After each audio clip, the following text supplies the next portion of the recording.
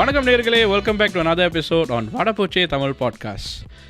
We are now available on most streaming platforms, which is Spotify, YouTube, Apple Podcasts, Google Podcasts, or எந்த podcast பிளாட்ஃபார்மில் நீங்கள் கேட்குறதா இருந்தாலும் நீங்கள் அதை கேட்டுக்கலாம். நம்மள சோஷியல் மீடியாவில் நீங்கள் ஃபைண்ட் பண்ணலாம் at Vada Poche Tamil podcast, Instagram and TikTok. Leave us a comment, message அனுப்புங்க, ஏதாவது ஃபீட்பேக் இருந்தாலும் சொல்லுங்கள். We'll definitely reply to you guys. So please reach out to us and let's have a conversation going. Enjoy the show. My son cut himself with something. So I was just playing with him and then he said, Daddy, look, red dot. So the blood was coming, red dot. Then I saw like blood was like flowing out. Then I said, no, what do you do? Then I do. I do go and do first aid. Was that today? Huh? Was that today? No, 2 days ago. What did he do? He cut on something. I thought you were recording already. Yeah, we are. But waiting for this thing. So how do you start? We just started. We just started. We started conversation. So yeah. So, Hey, welcome everyone. we do this clapping thing. I've said it to some guests before. It's not for motivation. It's not to cheer ourselves on. Okay, it's You for know, in the the movies audio. they have that. Clapper. Yeah. Yeah. We don't have the budget for that. We only have this. But there was one time there was one guest, then he was doing this like 3 times. Oh, Because he said just for fun. He did this, then we said something, then he needed to start again, then he said something, then he needed to start again. So he was like I was giving myself motivation. welcome to the show. Yeah. Hey, I what's up, guys? Hello. Hi. So you asked us how we start the episode. Yeah. It's usually mid-conversation. so there's no like we'll just start. No. Okay, cool. I mean, we there, you know, podcast has various ways of starting, right? Like you go straight into the topic and all that stuff. I believe like just start with a normal conversation. Just pick it up from there, and then we go.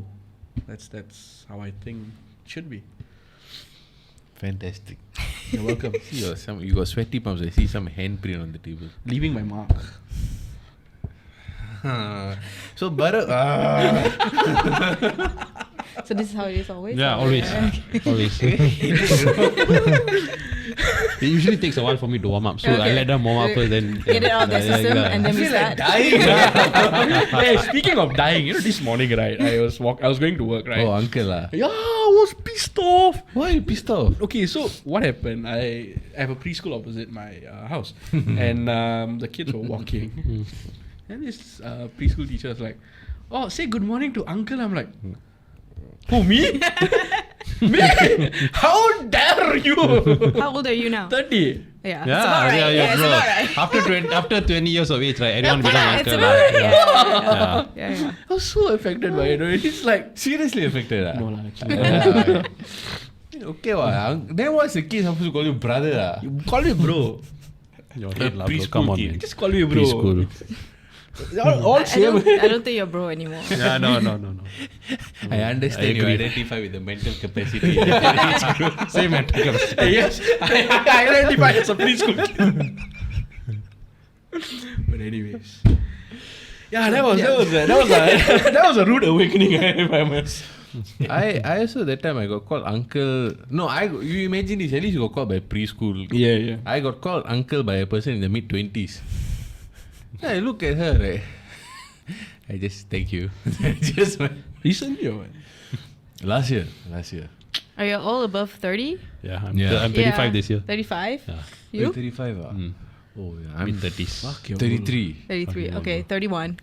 Yeah, sounds about right. It's like Yeah, the 30, the 30s, 30 yeah. mark. Yeah. And then got more white hair this year. You know that I have one sticking out now. No, I saw him at work there. I saw the white hair sticking out there. Because he was laughing at me for so long, right? Like, oh, you got white hair. Because my bed has a lot of white hair. Then he's like, oh, white hair. Then I was in the 30s 2 years before you. Yeah, Right? Then he's yeah. like, 30 also grandpa. Then okay, now I see white hair. Then him suffering. Nah, then calling I was like, uncle. I'm looking for Yeah, your white oh, hair. You don't have, man? Have here, Oh, here, nice. yeah. Yeah. Salt and pepper. Salt Look, and eh? pepper. Yeah, Salt it and happens. I pepper. know Yeah, it's full streak as well. No, but it's nice. Salt and pepper. You do you. Yes. Yeah, that's exactly. Now that's a good segment. You, man. Bring it to you do you. Yeah. How Yeah. was that baby born? Okay, I don't know how to start. Oh, so that was how it was. Yeah, basically, honestly, I think because growing up in Singapore, I just felt like I was kind of put in a box of like who I'm supposed to be or what I'm supposed to do. There are a lot of like certain milestones that you're supposed to hit by the time you're 30. We've been talking about it, like have babies, get married, BTO, renovation, blah, blah, blah. Actually, when all my friends turned 30, it was a year of just talking about the same shit over and over again, which was, when is your baby? Or when are you, how's your renovations going? When are you getting married? When is your promotion? Like, it's always like, what is the next thing? Have you booked your BTO? Yeah, the same shit over and over. And it was just so boring. I found the conversation so boring. And I just felt like we were just constantly like trying to tick a box. We're kind of like every time we meet each other, like, oh, what box have you ticked today? Exactly. Right. Oh, Yeah, So it's like a really, milestone meetup. yeah, exactly. Where are you? Where are you in life right now? Are you successful yet? Not yet? Okay, you'll get there sometime. And it's always like this perception of success. So I just wanted to create some space where people can have a different conversation, where it's not always the same shit over and over again. And, you can do you in your own terms. And actually, like, I don't feel like Singaporeans actually feel like they can do them, if that makes sense. I feel like they need, or they've grown up in this society where you feel like you have to fulfill this in order to be successful. Yes. So I want to make sure that they feel like they can be successful in their own ways, and it doesn't need to meet this stereotypical way of living, which doesn't always result in happiness as well. So yeah, that's why. What sort of like inspired you to do this? Like you do you because like Singaporean, there is a mold. We live by a mold, and there's a system and all that. But something must have triggered you to think like, no, this is not how I want to be. Was there like that? I mean, like my whole life, I just hated being told what to do. Like genuinely, I hate it. My parents, teachers either hated me or loved me because Singaporean society, like I can't follow whatever it is, and so that was always like in me, like that personality trait of don't tell me what to do, I will figure it out. But how it started is just like, I think the 30 age where everyone's talking about the same thing, that was a real trigger. But also I was just like, we gotta snap out of this. Like I just feel like we gotta let's do something else, just shake it up a little bit. And I always felt like I was put in a box because I studied geography in school. So everyone told me that I have to be a teacher. I hate kids. No offense. I know you guys have kids. No. After today, no. No. you must have been very anxious when you meet up your friends. Yeah, the kid conversation really pisses me off, honestly. But yeah, it was like, oh, you have to be a teacher. But I'm like, why? Just because I learned something in school doesn't mean I have to be a certain way. And yeah, I think that's like, it was just always in me. But then I felt like being in sustainability for so long, I just needed something else to fulfill me. And yeah, I don't know. Right. Yeah. So when you're having this facing these conversations and all that, was there a particular moment or anything? Like when I was thinking about this, like we can talk about this when we do the next episode, but just a teaser, right? So when we were doing this podcast, like me and him and I, we ideated starting a podcast like way back already. But I had a specific moment when I was traveling to work and I saw everybody in the train at like 8 a.m. Yeah. Everybody was just like half awake, wet hair for the girls, and they were just like trying to like dry it up and use the phone. The guys were just watching football highlights or something on their phone. Everybody just looking down, zero noise, everybody just going to work. And I looked at that and I wasn't using my phone. Just so happened that day my headphones died. So I was like just looking at That sucks when it happens. I know, it sucks. Then I was just looking at everyone and I was like, what the hell is happening here? It's like a Fight Club. Do you watch Fight Club? No. Oh, no, you should watch Fight Club. You should watch Fight Club. Okay. It's about breaking the system. So when I looked at it, I had a very big like Tyler Durden moment, if you'll get it when you watch the movie. Then I was like, no, there's something more that we're supposed to do here. And that was a particular moment that seed was planted for me. Was there such a moment for you? It doesn't have to give birth to you, do you? Yeah, but was there a moment where a seed was planted? I wouldn't say a moment. It was like a series of moments, very similar to what you were saying, like the same thing where everyone is having these conversations and I was tuning out. Like I was like kind of disassociating with the entire conversation because it was just not interesting me at all. Right. That was part of it. There was a few series, and then I think also like going to therapy, like genuinely, I think I started that, and I just realized that there's a whole lot of things inside of me that I could heal, and therefore realized that I have some sort of freedom to my own identity, and I have some sort of freedom to choose what I want to do with my life, which I didn't really felt like I could do that when I was young because I got married quite young.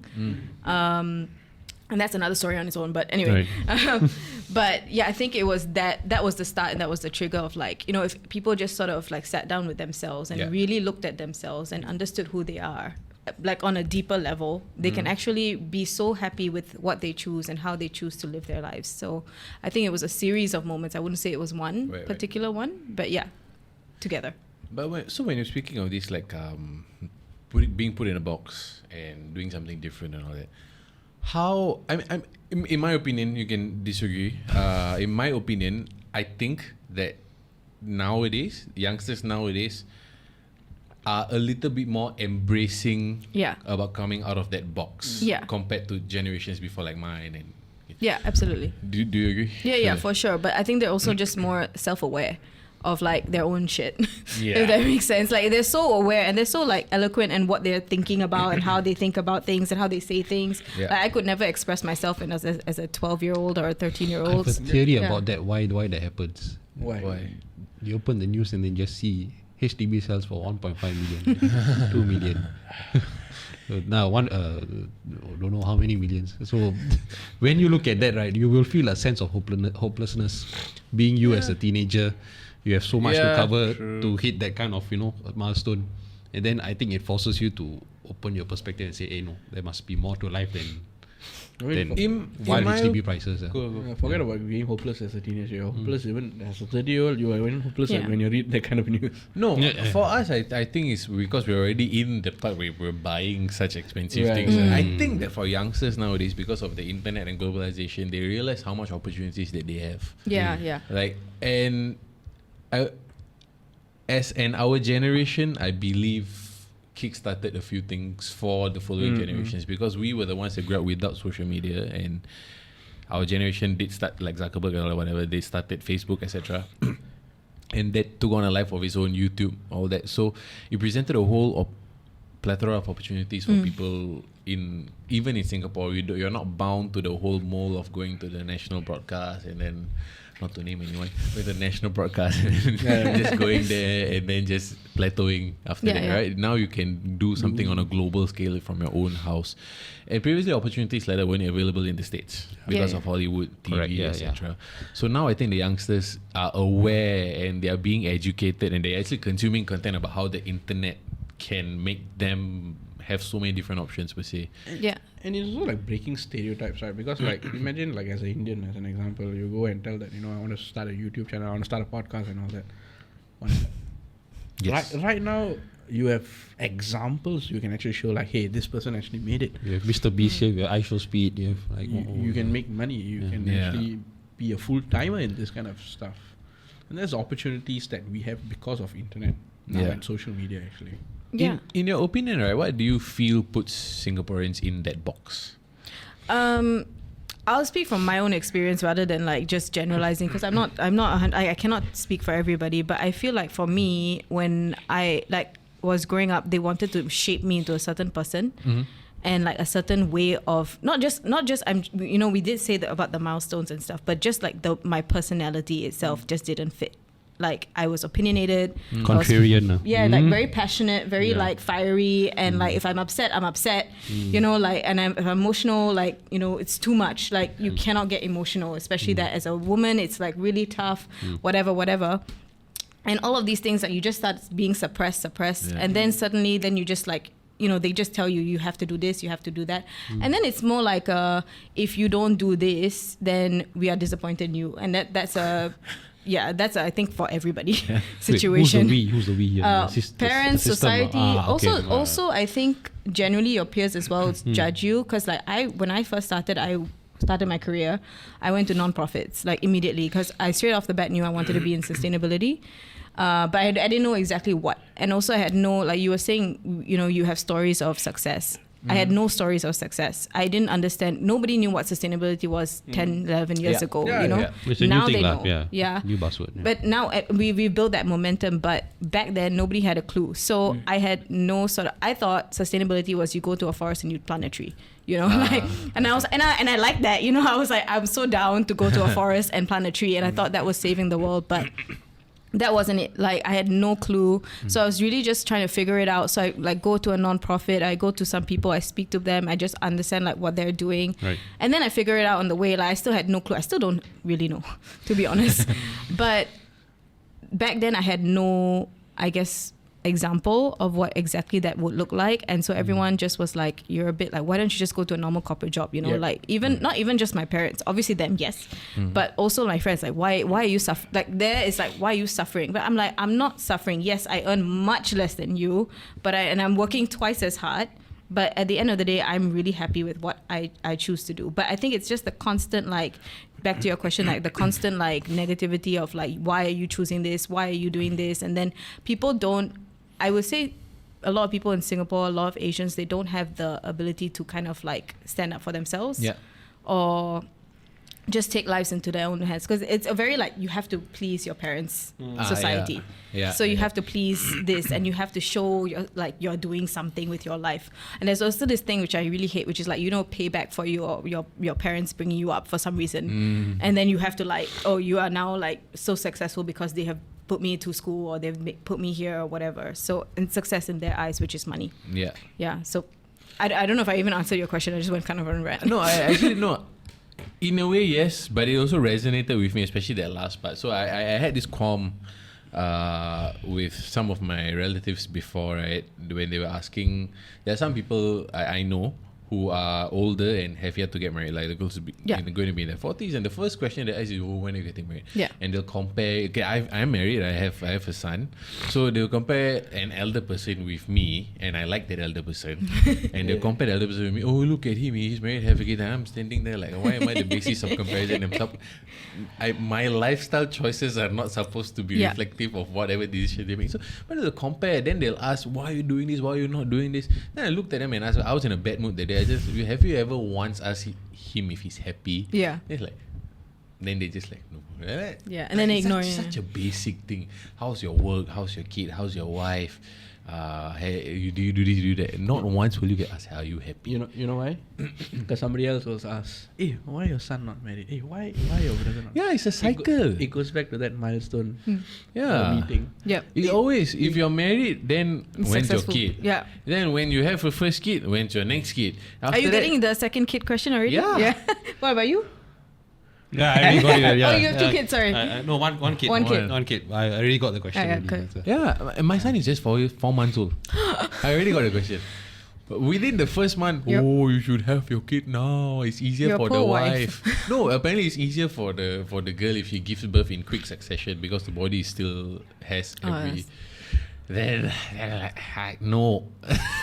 No. Strangely, these kind of questions don't affect me that much. Because I've like, don't know whether I learned it or from young itself, I've learned to like just 1 year in. It doesn't affect me. I just like. It doesn't affect me when they ask about me. But I don't like it when they use me as a basis for someone else. I hate that. It's like if you look at someone else, look at him, he has a kid, and I'm like, it's the comparing. I hate it. And it happens in Indian houses a lot. So I grew up with a sister. We had this conversation a bit, right? So we can go there now. I grew up with a sister, right? So my sister is much more welcome in the kitchen than I am. And I wanted to be in the kitchen, because I wanted to do I'm into bodybuilding and like gymming and all that. So I wanted to just make the simplest of things. Freaking marinated chicken breast, sweet potatoes, a bit of rice, a bit of pasta. That's it. I won't mess up the kitchen. There's nothing much to do. And my mom said, no, you don't belong in the kitchen. You get out. Then I'm like, just let me like. Then I had to fight, and then eventually I did it. So my negotiation was that I could only get in the kitchen after she's done with cooking, so that she doesn't see me in the kitchen. So I had to cook at like 8 p.m. and then freeze my food for the next 4 or 5 days of work. Similar lah.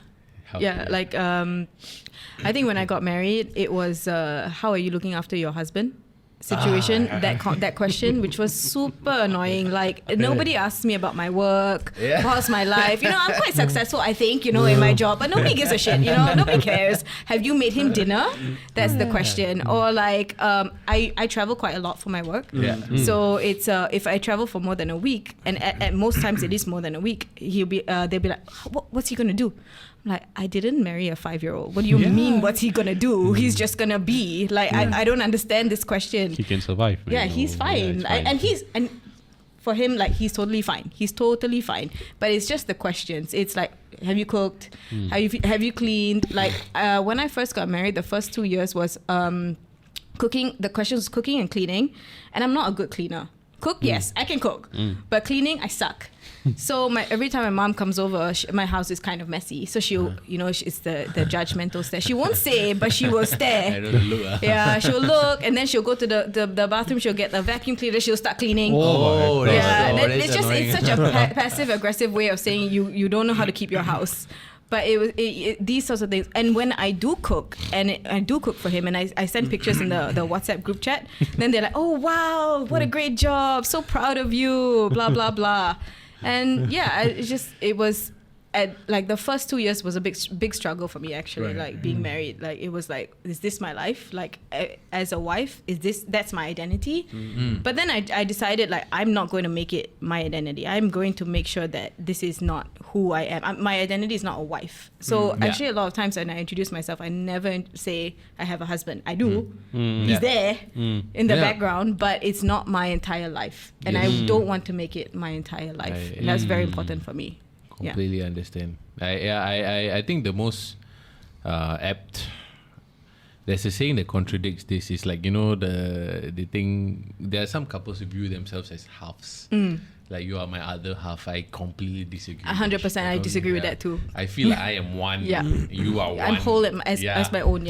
And I preach this to my wife a lot, so that if you go away, I'm supposed to be fine. Because we never know what might happen, you know, right? So if you go away, I'm supposed to be fine. If I go away, you're supposed to be fine. If at any point you feel like you're too reliant on me, if my absence causes you distress, then something's wrong. Figure your shit out. I agree. I 100% agree. I think it's braver to actually be whole on your own. And it takes a lot of actually like soul searching to actually figure that out. Because otherwise you're always dependent on somebody to make you happy. And it shouldn't be that way. Like, you shouldn't be dependent on this one person to make you happy. Are you talking about the emotional part here? Emotional? Oh yeah, we can talk about emotions now. No. We're talking about like identity.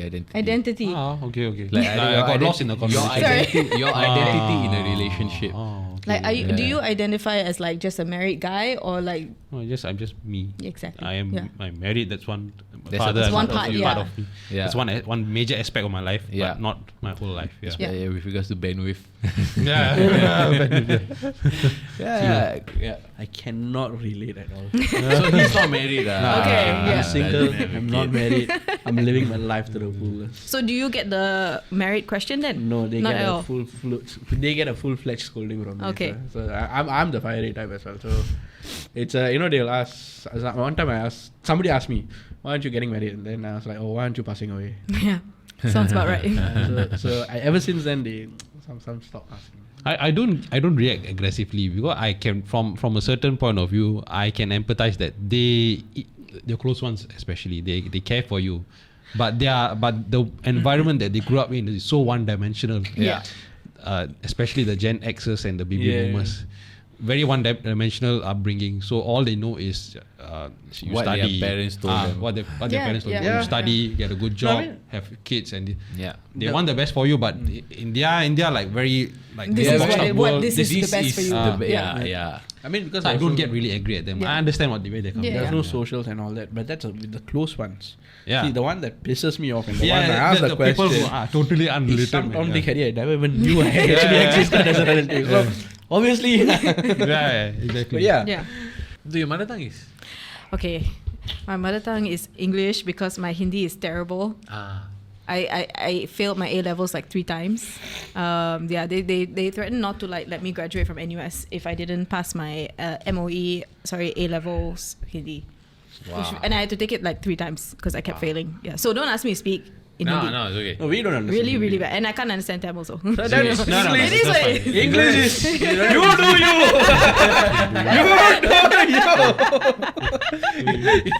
Don't even think about it. No. Leave it. The only Hindi I know is what Chamak Chalo. what are the songs there? That's alright. It's fine. It's not a quiz. Yeah. Okay. Hukum is Hukum Hindi? Hindi and No, I think Arabic. it's Punjabi. Punjab, Arabic and Hindi. Whatever. They all mean the You same know thing. Rajinikanth, right? No. Okay, so Tamil actor Rajinikanth. Okay. You might have seen him. Maybe. Wait. Whatever he says in Hindi. Superstar Rajini? No. Still No, doesn't ring a bell. sorry. What was the last Tamil movie or Indian Have movie you ever watched the Tamil movie? No, I watch a lot of Hindi movies because my husband likes Hindi movies. So Your he husband forces likes me. Hindi. Yes, he does. No. Sorry. I'm so sorry. Yeah, he loves Hindi movies. This is being recorded, right? Talabadi Vijay? No, man. I'm No, sorry. no, all this is recorded, right? Easy, good snippet. Trust me. We say one bad thing about an actor. Oh, like, yeah, you know. Really? Do there's- you get backlash? No, we get. No, Yeah. just, Really? just check our socials. You get- backlash is an understatement. Really? Okay, now that we're talking about this topic, Sorry, right? yeah. Let's. No, I get it. Now they were talking about the ID club just now. You can just track back. They were talking about this topic, right? They were talking about like kids, etc. Yeah. There was one social media video that we put out. It's like 40 seconds long. It was just, I think, the three of us.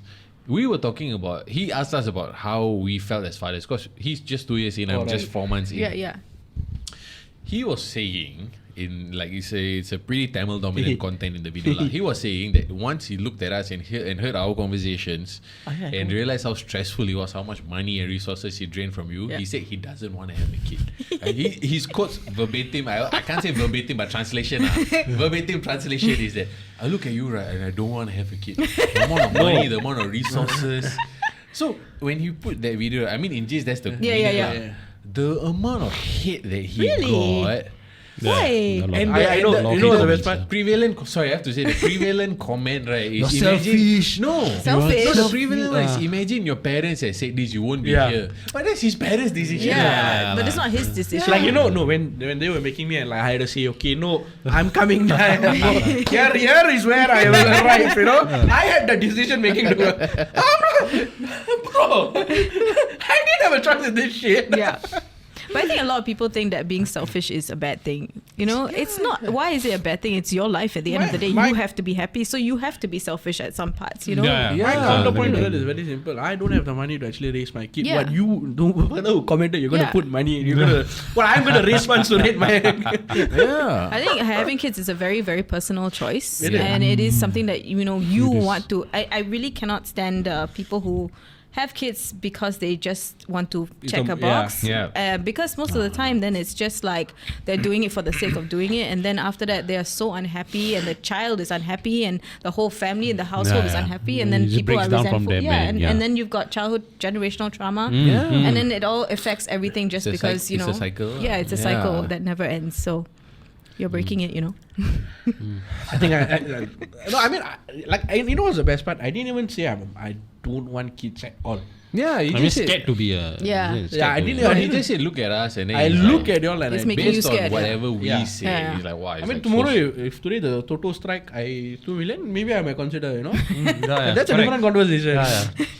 But you have the wish, but you're hitting It's a the major resources. The resources. You're hitting Yes. a major blocking point. Yeah, I mean, even if you Yeah. don't have the wish, the resources are something that you must consider. You must consider, Given the you have to plan, economy, given the country we live in, Yeah. you So speaking must. of resources, do you feel like as men, I'm going to go into that conversation Yeah. already, that you feel like extra pressure to provide for your family? Yes. Yes. no, even Like all three. yeah, yeah, Yeah. Okay. Why? because I'm the oldest brother. I'm the oldest in the generation. Everything comes down to my shoulder. Yeah. Even the smallest thing. Satyam my shoulder. Hey, everything is gonna go on your shoulder now. Continue. You sit on my shoulder also. Hey, please don't verbalize your deepest desires.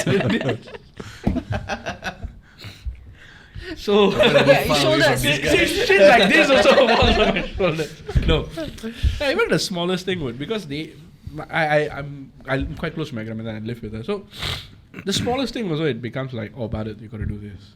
Oh, Vada, can you do this? I would do it out of love because you asked me, but I've recently found out that it's actually a lot of things is because I'm just the only guy who can do it. So I have a younger sister, let her do it. And I mean, fortunately enough, she's also like quite fiery and she will question why. It's the thing like Pomple Pula, why I cannot do something like that. Basically, I'm a girl, why can't I do? So fortunately, I have a sister like that. If I have a sister who's opposite, I'm done for. I'm done for, So being single doesn't mean like, or you're carefree or anything like that. We have our fair share of problems. Yeah, I think also like it's prevalent when you say you don't want kids because you don't have the resources, right? And I think that's a very like manly way of looking at it. Because like my husband will say the exact same thing. It's like, we can't have kids because I cannot provide right now.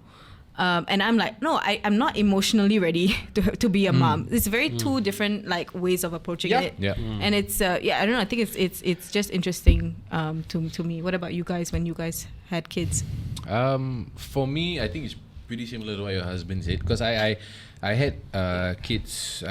I had my son 3.5 years into my marriage, and that's not very common. It was a choice we didn't want, because I felt like so I did whatever typical thing that we did, but I did it for very, I think you would say, very male reasons. So I have a BTO, so I took the BTO because it's a damn good investment because of the location that I picked. And you don't get that in resale. So I applied for my BTO in 2019, secured it thankfully. So it was just an investment. Yeah.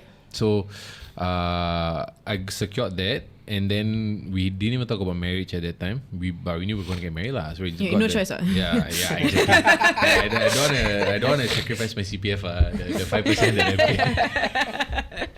Shit, the truth is out. So a lot of time my wife and I also, after we signed for Not the time stamp. after we signed the thing, then my wife and I, if we ever break up, we technically pay to break up now. Yeah. So I mean, okay, then everything worked out lah. Then we got married. Then because we were waiting for a house, so we were staying in my parents' house, her parents' house. We did a rental. It's not a sort of, we were basically living like refugees for the past like 3.5 years, honestly, because I lived off a bag, right, for 3.5 years. So and I don't think it's that sort of situation when I have kids, and keep moving around. And I was particularly taking risks. I left a government job to work in startups, and not a lot of Singaporeans would do that. Yeah, not at all. Yeah. So and I knew that, and the government job was my first job. So when I left it, I knew I was taking a risk, because iron rice bowl, I'm just giving up an iron rice bowl for something where, because I felt like I can learn more if I did something else, and then maybe I can go back to a government job if I wanted. So I was taking risks. So I know that when I'm taking such risks, it's not gonna be easy mentally to have a kid. Yeah. So that's why I didn't want. But when I felt like things were okay, then I felt like, okay, I can start trying. But I was always emotionally ready. It's more like I just didn't want to have a kid and then, oh shit, what to do now, that sort of thing. So fair enough. No, that's a manly thing to do, man. Like this, you never want to be in a position where. And we don't mean it in a chauvinistic way. Yes. It's just it's a positive thing, man. We think more like these sort of things rather than emotional, and I feel that that's a strength.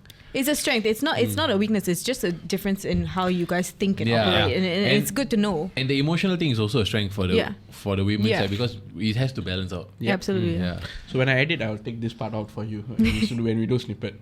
Do I don't care. What a shower this is, guy. I'll start with my fake account.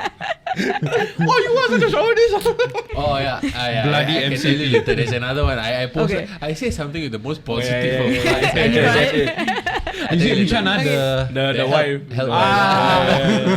You tell yours first. What was the question again, man? I'm just so bad with memory, man. Are you drunk or something, bro? No, he's 35. Carry on. 35. So, how did you approach, or how do you prep when your son was coming, or decide Mentally. to have a son?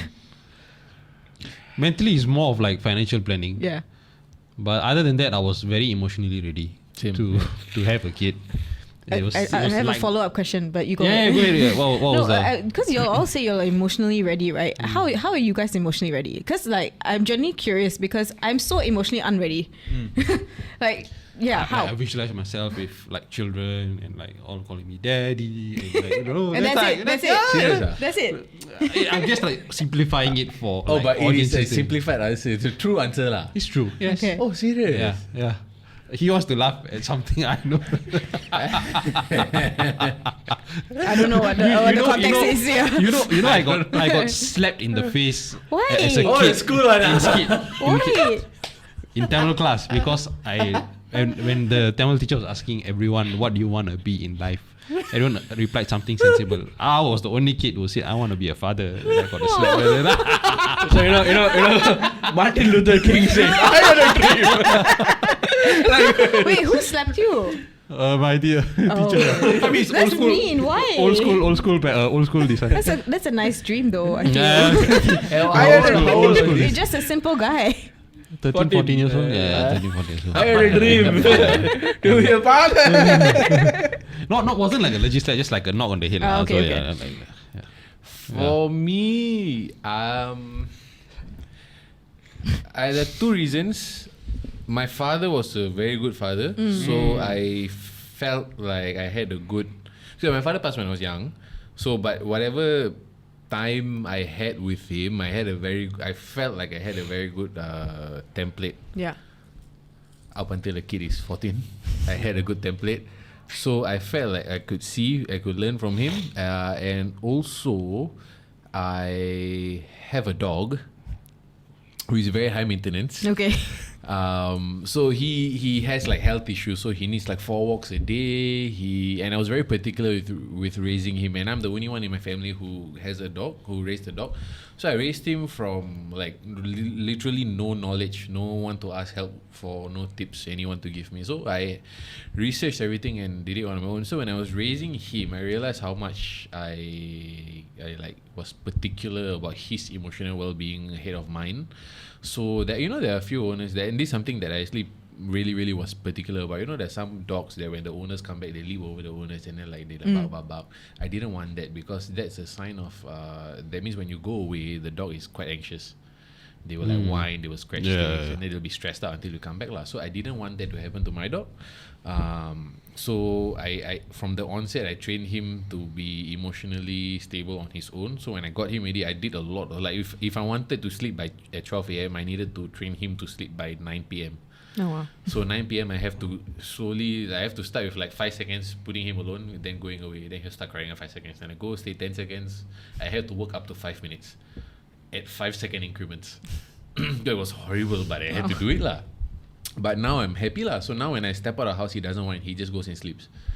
So I was very particular about like the emotional well-being of that living thing, and I was willing to put the time in. So I felt like it was and it was something I was shocked at myself for, because it's easy to just, and it's nice when your dog comes back and then leaps on you, and it's like, oh yeah, I bluff, but when I was doing that and I realized I was doing this for my dog already, I was like, okay, then I think my capacity to care is good. And I was very particular with his like health, like the food he's getting, the timings, etc. So I thought, okay, I think ready enough to have a kid. I know it's a very easy, like not exact comparison, but I think the heart was in the right place. Hence, I was confident, Right. because I was putting some like another living thing's well-being ahead of my personal interest and whatever gratified me. So I thought that was coupled with my dad's example, and I felt like my capacity to care for my dog was good. So I was confident as a result. Yeah. Yeah. It's a lot more than normal people would do for their dogs, to be fair. Yeah, I know. I just didn't want it because he didn't come to me and say buy me. Like, I went and It's your choice, right? Then it's your choice to have a kid as well. So and back I to your didn't thing. go and adopt him, right? So I didn't go and like, he didn't come to my house and then like, hey, pick me. I went to pick him, and I couldn't adopt because they don't allow first timers to adopt easily also. So I was like, so I had to buy lah. Then I was like, okay, I bought him, I'm responsible, I better not fuck him up. Sort of thing, yeah. Are you okay? Kindness. Okay. I know. Actually, no. I was listening to this story. He also kena because of that. Because there was one time he said raising a dog is like raising a baby. You got backlash for that, yeah. We got backlash for that. I don't understand why people can't see the parallels. So you didn't get any backlash for anything, yeah? Did I not? He's not very vocal on controversial stuff. On air. On air. Yeah. So we know. On air. In short, Good to know. in short, they play checkers, I play chess. Fuck you. So if we were ever to get shut We down, play right? chess on air, you play chess off air. No. Our chess on the air, right? We know like, okay, it's done. Once and done. His chess off air, I got too many eyes watching. That's true. Actually, that's true. True? That's true. So you do you, right? Sorry. True. No, in that case, you don't do you. Actually, yeah, then you're not actually like living authentically. I would say. No, I mean, I would I'm say just just kidding. no. No, I follow his IG and check out his stories live. No, okay. Very opinionated, right? Oh yeah, I'm very opinionated. Yeah, I live authentically. But then there's like On social media. on social media, yeah. But on camera, there it's you need to package things a nice way. So On camera, there are specific topics things, that trigger yeah. him. Yeah. I see. He's Which are? particularly interested in. Actually, it's similar to what we're talking about, like roles of men and women. Very opinionated. So what's your opinion on no, it? I'm not. You I are wasn't. I'm not. I don't now, mean a wrong opinion or anything, but you are opinionated. I am. I used also to be. opinionated. Yeah, now like whatever lah. I've got things to do, just man. cry, Just cry, Vada Poche. yeah. Poche. So I just wanted to get back to like the you do you thing, right? So let me try to get Sorry. back to it. Yeah. Going all over the place. No, which is good. I think this is our good, style. yeah. So I think we're just doing one full episode. So Yeah, I feel like scratch- it's Yeah, just I was I about to think say it's that, like it's yeah. fine. Let's scratch the It's plan. fine. Yeah. Why did you do you as an interview series? What made you do that actually in the first place? Okay, I felt like I wanted to bring people's stories, Singaporeans specifically, Asians, and what they've been through, like what they've like, I don't know, not accomplished, but just what they've been through, their journeys, their successes, their challenges, whatever. Just share and be more open and vocal and a little bit more vulnerable, because I feel like as Singaporeans, we're not vulnerable and we don't like to have these conversations. We don't like to put ourselves out there. We don't like to share. Like even when I first started, I started in July. The first week, I had to post a video on myself. I was dying on the inside. Like I did not want to do it. I had so many excuses in my head. I was like, nah, I can launch with somebody else. Like, but then I was like, if I don't share my own story, my own journey, then why should I expect other people to do it? And so that's why I forced myself to do it. And I wouldn't say it was like the most empowering thing. Like I know people, I thought I would feel like, oh my God, I'm so empowered, blah, blah, blah. But I was like, no, I feel so self-conscious. I was like, this video sucks. Everything sucks. Like it was horrible. And then after a week, I just sort of like told myself, okay, time to get over it. Move on. It's fine. It's out there. You can't do anything anymore. And then I started getting like DMs that people really resonated with what I was saying, the narrative, what other people were saying, just about taking risks. Because most of the stories are not like, oh, I'm here now, I'm such a successful person. A lot of it is like, this is what I'm doing. I'm kind of figuring it out. I'm not really sure, but I'm still doing me, and I'm still happy in my little bubble of whatever it is. And that's what I think is more important, because it's about the journey at the end of the day. Your life is a full journey. It's not a end point. So I don't know. Did I answer your question? Yeah, you did. Yeah. How does the journey of a typical Asian person differ from someone who, let's say, from the States or somewhere else? If you got that comparison. I mean, I think also when we, something I've noticed from my parents' friends, my friends who are parents, is that a lot of times as Asians, we like to coddle our children a lot. Yeah. We like to tell them, we like to always be there for them, which is a great thing as well. Yeah. Like we like to be there for them. We like to make sure that they are healthy, they're happy, blah, blah, blah. But then we also have a certain set of expectations of how they should live. Yeah. Because we are coddling them, because we're so like, we have like this hook onto them. Whereas I think in a lot of Western cultures, they teach them very early on to be super independent. Like just move out of the house. Like on 18, get out, Get out of the house, yeah. And when you're 18 and you're out of the house, you're forced to kind of think about who you are at such a young age. Singapore, we don't have the option of getting out of the house at that age. So we're still in that bubble of what your parents would like. Even I was 23, still living with my parents. Coming home late, I'm still getting scolded. So like you're still forced to be teenagers at exactly, adult, and you're 23, and that's the age where you're supposed to kind of explore, like in your prime, and figure you're like, out wow, who you are, all of these things, but you don't totally get get to you. do all of that, those sorts of things. So I think that's the main difference, is like the way we were brought up. We were brought up to be very close knit, always like codependent on our parents. Like even you have the HDB scheme that you have to live close to your parents. You get this much off.